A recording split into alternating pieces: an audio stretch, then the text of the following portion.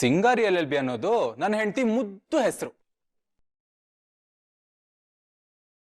ಅವ್ರನ್ನ ಕರೆದ್ರೆ ನಿಮ್ಮ ಮಗಳು ಯಾಕೆ ತಿರ್ಗಿ ನೋಡ್ಬೇಕು ಅಲ್ವೇನಮ್ಮ?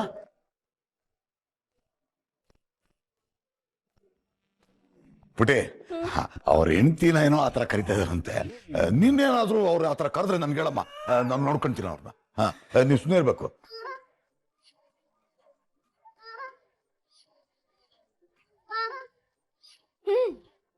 ಮಾವ ಅಳಿಯ ಇಬ್ರು ಜೋಡಿಯಾಗಿ ನನ್ನ ಆಡ್ಕೊಳ್ತಿದ್ದೀರಾ ಅಲ್ವಾ? ನಿಮ್ಗಿನ್ನೂ ನಾನು ಯಾರು ಅಂತ ಗೊತ್ತಿಲ್ಲ. ನನಗ್ ಗೊತ್ತಪ್ಪ, ನನ್ ಟಗರು ಪುಟ್ಟಿ ಸಿಂಗಾರಿ LLB. ಟಗರು ಪುಟ್ಟಿ ಸಾರಿ ಭಾರ್ಗವಿ, ನೋಡು, ನೀನು ಸನ್ಮಾನಕ್ಕೆ ಹೋಗ್ಲೇಬೇಕು.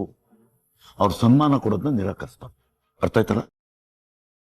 ಹೌದು ಕಣ್ರಿ, ನಾಳೆ ನೀವು ಸಖತ್ತಾಗಿ ರೆಡಿಯಾಗಿ ಹೋಗ್ಬೇಕು. ನನ್ನ ಹೆಂಡತಿ ಅವಾರ್ಡ್ ತಗೊಳ್ಳೋದನ್ನ ನಾನು ನೋಡೋದಕ್ಕೆ ಕಾಯ್ತಾ ಇದ್ದೀನ್ರಿ. ಸರಿ ಪಾರ್ಥ, ಆಯ್ತು ಅಪ್ಪ, ನಿಮ್ಮಿಬ್ರಾಸೆ ಅಂತಾನೆ ಆಗ್ಲಿ, ಸರಿನಾ?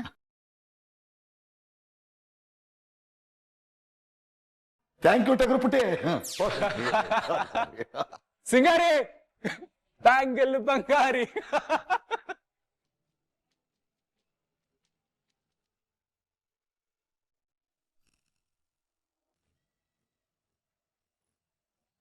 ಬೃಂದ, ನನ್ನ ಮನಸ್ಸು ಸರಿ ಇಲ್ಲ ಅಂತ ನಿನ್ಗೆ ಗೊತ್ತು.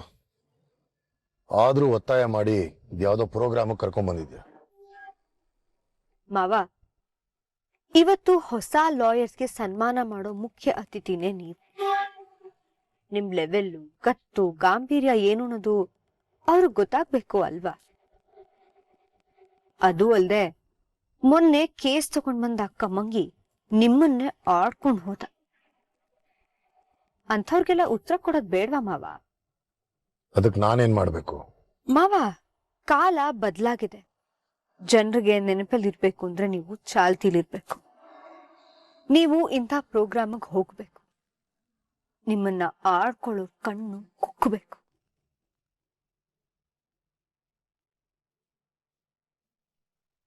ನೀನ್ ಹೇಳೋದು ಸರಿನೇ. ಈ ಪ್ರೋಗ್ರಾಮು ಭಾರ್ಗವಿಯವ್ರಿಗೂ ತಲುಪಬೇಕು. ಒಂದು ಕೇಸ್ ಗೆದ್ದ ತಕ್ಷಣ ಅವಳು ನನ್ನ ಸರಿಸಮಾನವಾಗಿ ನಿಲ್ಲಕ್ಕಾಗಲ್ಲ ಅನ್ನೋದು ಅವಳಿಗೆ ಗೊತ್ತಾಗ್ಬೇಕು.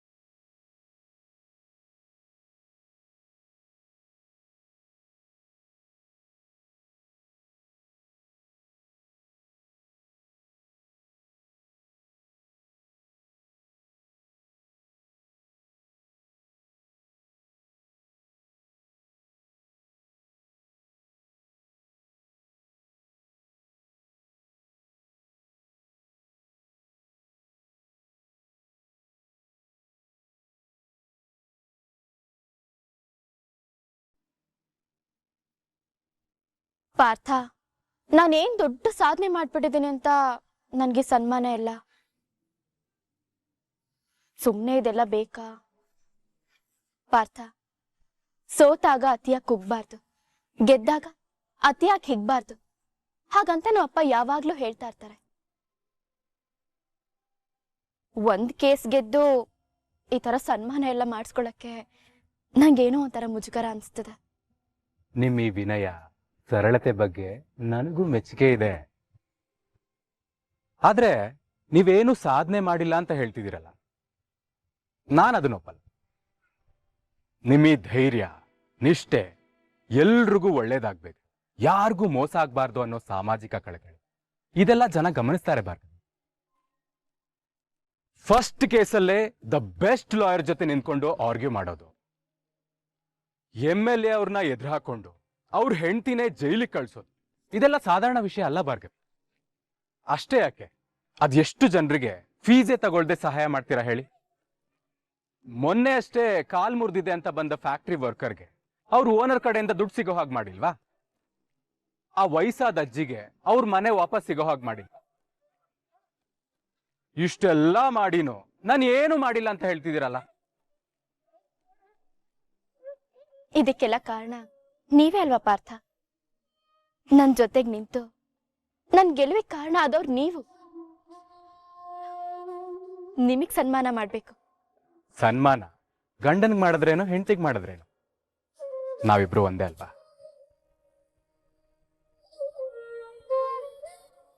ಆದ್ರೂ ಎಡಗೈಲ್ ಕೊಟ್ಟಿದ್ದು ಬಲ್ಗೈ ಗೊತ್ತಾಗ್ಬಾರ್ದು ಅಂತಾರೆ.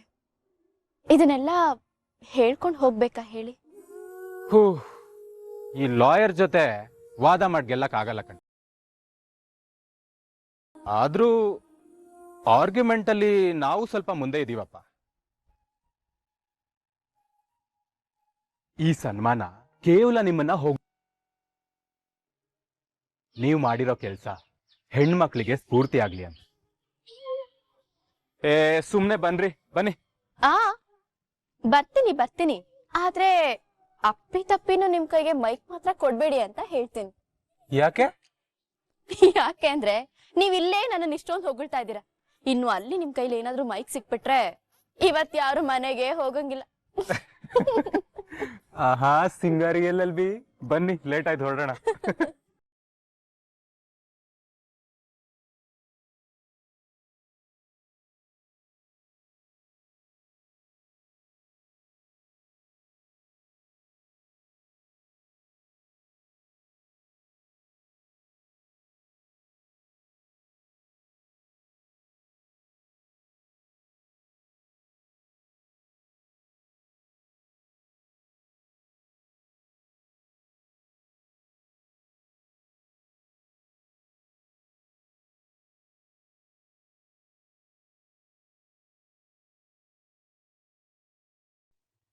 ಅರ್ಜುನ್, ನೀನು ಇಲ್ಲಿ? ಅದ್ಗೆ ನೀವೇನಿಲ್ಲಿ? ಓ, ಬೊಕ್ಕೆ ಎಲ್ಲ ತಗೊಂಡ್ಬಂದಿದ್ದೀರಾ? ನಿಮ್ಗೂ ವಿಷಯ ಗೊತ್ತಾಯ್ತಾ? ನಿಮ್ಮನ್ನ ಇಲ್ಲಿ ನೋಡಿ ತುಂಬಾ ಖುಷಿ ಆಯ್ತದ್ಕೆ. ಏನ್ ಹೇಳ್ತಾ ಇದ್ಯೋ? ಅಲ್ಲ, ನೀನೇನ್ ಮಾಡ್ತಿದ್ಯಾ ಇಲ್ಲಿ? ಏನಕ್ಕೆ ನೀವು? ಅಲ್ಲ, ನೀವೇ ಪ್ರೋಗ್ರಾಮಿಗೆ ಬಂದು ಹೀಗೆ ಕೇಳ್ತಿದ್ದೀರಾ? ತಮಾಷೆ ಮಾಡ್ಬೇಡಿ. ಅದಕ್ಕೆ ಇವತ್ ಭಾರ್ಗವಿ ಅವ್ರಿಗೆ ಸನ್ಮಾನ ಇದೆಯಲ್ಲ.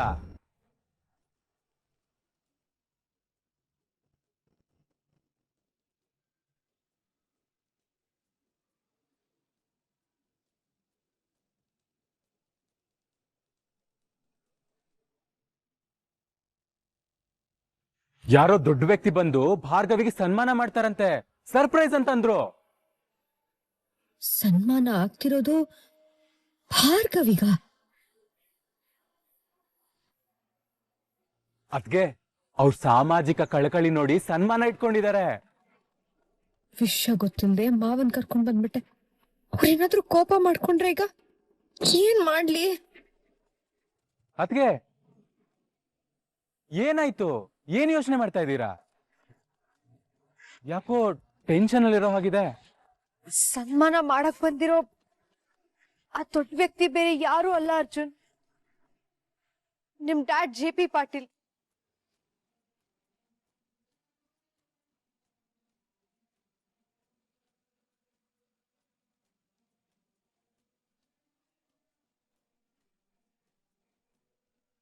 ಡ್ಯಾಡ್ ಬಂದಿದ್ದಾರಾ? ಎಲ್ಲಿ? ಅದಕ್ಕೆ ಮಾತಾಡ್ಕೊಂಡ್ ಬರ್ತೀನಿ. ಅರ್ಜುನ್, ಅವ್ರ ಹತ್ರ ಕಷ್ಟ ಸುಖ ಆಮೇಲೆ ಮಾತಾಡ್ಕೊ.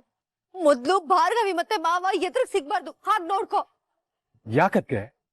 ಇಬ್ರು ಮೊದ್ಲೇ ಹಾವು ಮುಂಗ್ಸಿ ತರ ಕಿತ್ತಾಡ್ತಾರೆ. ಇನ್ನು ಮಾವಂಗೆ ಅವಳಿಗೆ ಸನ್ಮಾನ ಮಾಡ್ತಿದ್ದೀನಿ ಅಂತ ಗೊತ್ತಾದ್ರೆ ಅಷ್ಟೇ ಕತೆ. ಇಲ್ಲ, ಮೊದ್ಲು ಹೋಗಿ ನಾನು ಇದನ್ನ ತಡಿಬೇಕು. ಅಕ್ಕೆ, ಅಕ್ಕೆ,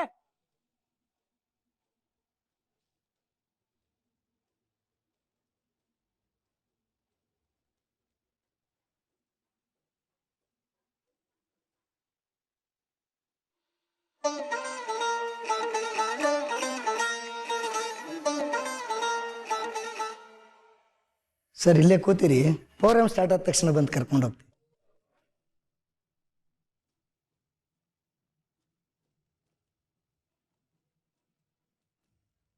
ಹಲೋ ಸರ್, ನಮಸ್ತೆ ಸರ್. ಸರ್ ಜ್ಯೂಸ್ ತಗೊಳ್ಳಿ ಸರ್. ಬೇರೆ ಏನಾದರೂ ಬೇಕಾದರೆ ಹೇಳಿ ಸರ್.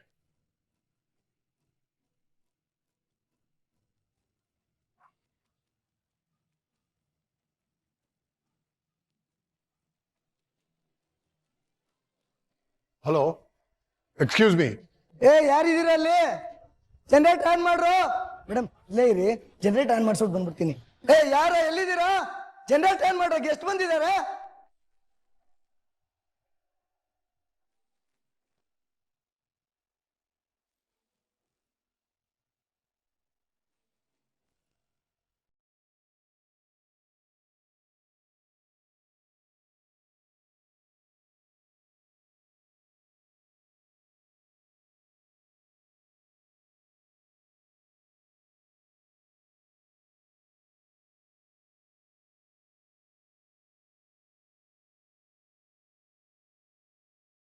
ನೀನೇನ್ ಮಾಡ್ತಿದ್ಯಾ ಅಲ್ಲಿ?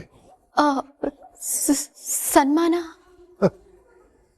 ಆಸೆ ಇರಬೇಕು, ಆದ್ರೆ ದುರಾಸೆ ಇರಬಾರ್ದು.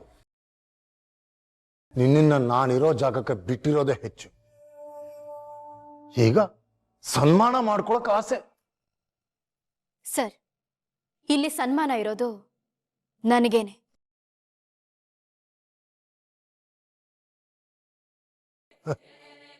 ಯೋಗ್ಯತೆ ಮೀರಿ ಆಸೆ ಪಡೋದು ನಿನಗೂ ನಿಮ್ಮಪ್ಪಂಗೂ ಚೆನ್ನಾಗಿ ಅಭ್ಯಾಸ ಆಗೋಗಿದೆ ಅಂತ ನನಗೆ ಗೊತ್ತು.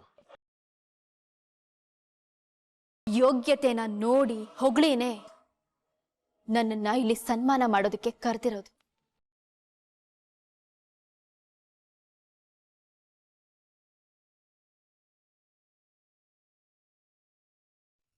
ಹೌದು, ನೀವ್ಯಾಕೆ ಇಲ್ಲಿಗೆ ಬಂದಿದ್ದೀರಾ? ಓ, ನಿಮ್ಗೂ ಸನ್ಮಾನ ಏನಾದ್ರೂ ಇದೆಯಾ?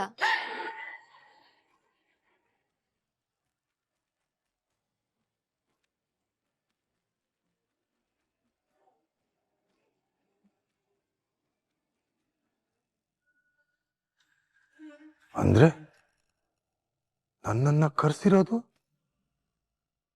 ನಿನಗ್ ಸನ್ಮಾನ ಮಾಡಕ?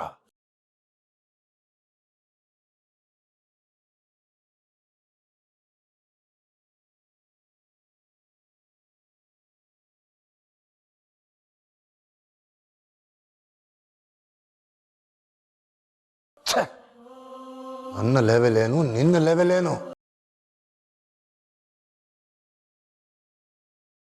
ಒಂದು ಕೇಸಲ್ಲಿ ನಾನು ಸೋತ್ಬಿಟ್ಟೆ ಅಂದ ತಕ್ಷಣ ನಾನು ನಿನಗೆ ಸನ್ಮಾನ ಮಾಡೋದ? ಮೊದಲೇ ಗೊತ್ತಿದ್ದಿದ್ರೆ ನಾನು ಇಲ್ಲಿ ಬರ್ತಾನೆ ಇರಲಿಲ್ಲ. ನನಗೂ ನಿಮ್ಮಷ್ಟೇ ಆಶ್ಚರ್ಯ ಆಗ್ತಿದೆ ಮಾವ. ಆದ್ರೆ ಇಲ್ಲಿ ಸೋಲು ಗೆಲುವಿನ ಮಾತು ತರಬೇಡಿ. ನಾವಿಬ್ರು ಸೇರಿ ಸಂಧ್ಯಾ ಅನ್ನೋ ಹುಡುಗಿಗೆ ನ್ಯಾಯ ಕೊಡ್ಸಿದೀವಿ ಅಂತ ಖುಷಿ ಪಡಿ. ನಿಮ್ಮ ಸೊಸೆಗೆ ಸನ್ಮಾನ ಮಾಡ್ತಿದ್ದೀನಿ ಅಂತ ಖುಷಿ ಪಡಿ ಮಾವ. ಹಾಗನ್ಬೇಡ. ನಾನು ಯಾವತ್ತೂ ನಿನ್ನ ನನ್ನ ಸೊಸೆ ಅಂತ ಒಪ್ಕೊಂಡಿಲ್ಲ, ಒಪ್ಕೊಳ್ಳೋದೂ ಇಲ್ಲ.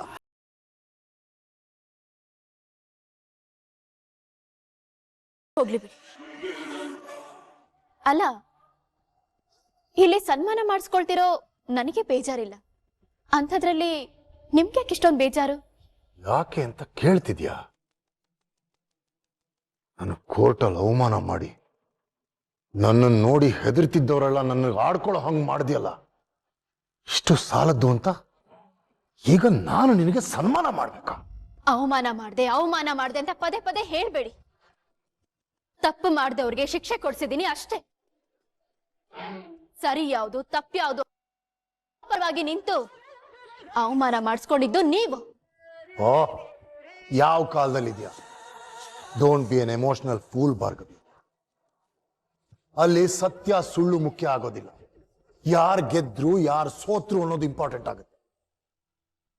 ಅದಕ್ಕೆ ತಾನೆ ಗೆದ್ದೆ ಅಂತ ಹೀಗ್ ಬೀಗ್ತಾ ಇದೆಯಾ? ನಾನು ಎಮೋಷನಲ್ ಆಗಿದ್ದು ನಿಜಾನೇ. ಆದ್ರೆ ಇಮೋಷನ್ಸ್, ಭಾವನೆಗಳಿಗೆ ಬೆಲೆ ಕೊಡೋಕೆನೆ ಕಾನೂನಿರೋದು. ಮನುಷ್ಯತ್ವಕ್ಕೆ ಜಾಗ ಇಲ್ಲ ಅಂತ ಆದ್ರೆ ಅದು ಸರ್ವಾಧಿಕಾರ ಆಗುತ್ತೆ. ಉಪ್ಪು ತಿಂದ ಮನೆಯವ್ರ ಬಗ್ಗೆನೆ ಪಿತೂರಿ ಮಾಡಿದ್ ನೀನು ಮನುಷ್ಯತ್ವದ ಬಗ್ಗೆ ಮಾತಾಡ್ತಿದ್ಯಾ? ನಾನ್ ಪಿತೂರಿ ಮಾಡ್ದ? ಒಂದು ತಿಳ್ಕೊಳ್ಳಿ ಸರ್, ಈ ವಿಷಯ ನಮಗೋ ಅಥವಾ ಮನೆಯವ್ರಿಗೋ ಸಂಬಂಧಪಟ್ಟಿರ್ಲಿಲ್ಲ. ಸರಿ, ನೀವು ಕೊಲೆ ಮಾಡಿದ ಸಿತಾರಾಗೆ ಸಪೋರ್ಟ್ ಮಾಡಿದ್ರಲ್ಲ, ಅವಾಗ ಎಲ್ಲಿ ಹೋಗಿತ್ತು ನಿಮ್ಮ ಮನುಷ್ಯತ್ವ?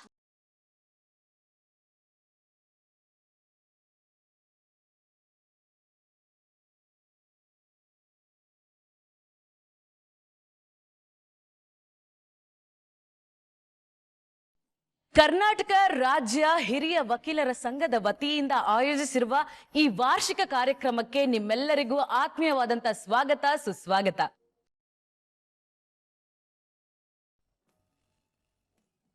ಇದೇನಪ್ಪ, ಕಾರ್ಯಕ್ರಮ ಶುರುವಾದ್ರೂ 2 ಕುರ್ಚಿ ಖಾಲಿ ಇದೆ ಅಂತ ಹೇಳಿ ಯೋಚನೆ ಮಾಡ್ತಿದ್ದೀರಾ? ಇವತ್ತಿನ ಮುಖ್ಯ ಅತಿಥಿ ಯಾರು ಅನ್ನೋ ಪ್ರಶ್ನೆ ನಿಮ್ ಮನ್ಸಲ್ಲಿದೆ ಅಂತ ನನಗ್ ಗೊತ್ತು. ಇನ್ನು ಹೆಚ್ಚು ಕಾಯಿಸಲ್ಲ, ಇವತ್ತು ನಮ್ ಜೊತೆ ಇರೋ ಮುಖ್ಯ ಅತಿಥಿ ಸಾಧಾರಣ ವ್ಯಕ್ತಿ ಅಲ್ಲ. ಇವರ ನಾಲ್ಗೆ ತುದಿಯಲ್ಲಿ ಎಲ್ಲಾ ಸೆಕ್ಷನ್ಗಳು ಹರಿದಾಡುತ್ತೆ. ಇವರ ತಂದೆಯ ಕಾಲದಿಂದಲೂ ಈ ವೃತ್ತಿಯನ್ನ ಆರಿಸ್ಕೊಂಡು ಉಳಿಸಿ ಬೆಳೆಸಿ ಇವತ್ತು ಲಕ್ಷಾಂತರ ಲಾ ವಿದ್ಯಾರ್ಥಿಗಳಿಗೆ, ಲಾಯರ್ಸ್ಗಳಿಗೆ ಸ್ಫೂರ್ತಿಯಾಗಿದ್ದಾರೆ. ಇವರು ಬೇರೆ ಯಾರು ಅಲ್ಲ, ನಮ್ಮ ನಿಮ್ಮೆಲ್ಲರ ಅಚ್ಚುಮೆಚ್ಚಿನ ಅಡ್ವೊಕೇಟ್ ಜಯಪ್ರಕಾಶ್ ಪಾಟೀಲ್.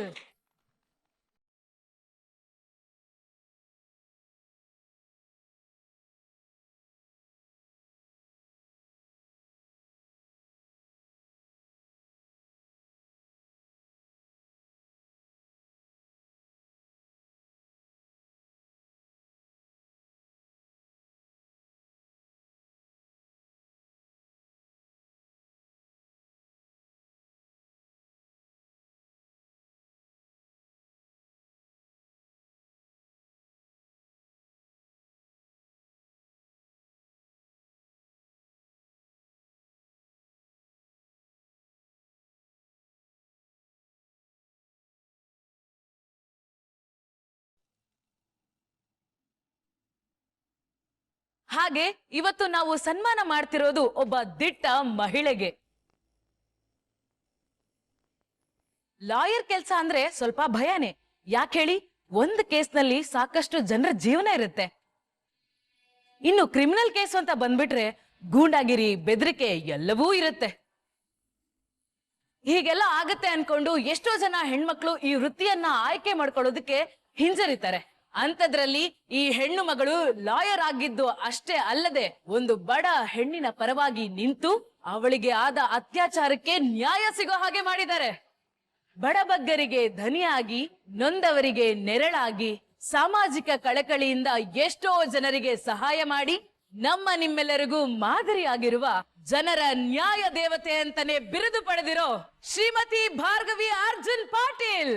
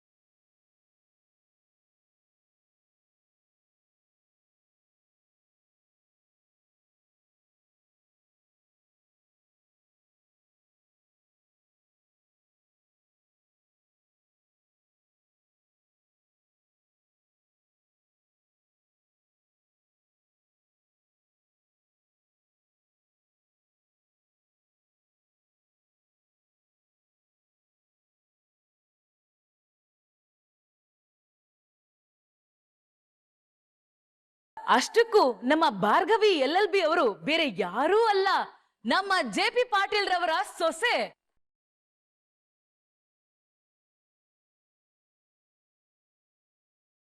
ಒಂದೇ ಮನೆಯಲ್ಲಿ 2 ತಲೆಮಾರಿನ ಲಾಯರ್ಸ್ಗಳಿದ್ದಾರೆ.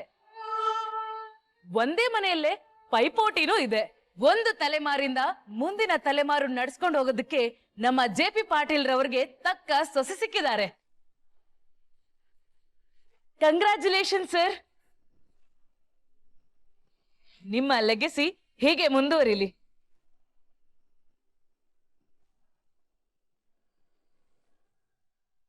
JP ಸರ್ ಹಾಗೂ ಭಾರ್ಗವಿ ಮೇಡಮ್ ವೇದಿಕೆ ಮುಂಭಾಗ ಬಂದು ಜ್ಯೋತಿ ಬೆಳಗೋದರ ಮೂಲಕ ಕಾರ್ಯಕ್ರಮ ಚಾಲನೆಗೊಳ್ಬೇಕು ಅಂತ ಹೇಳಿ ಕೇಳ್ಕೊಳ್ತೀನಿ.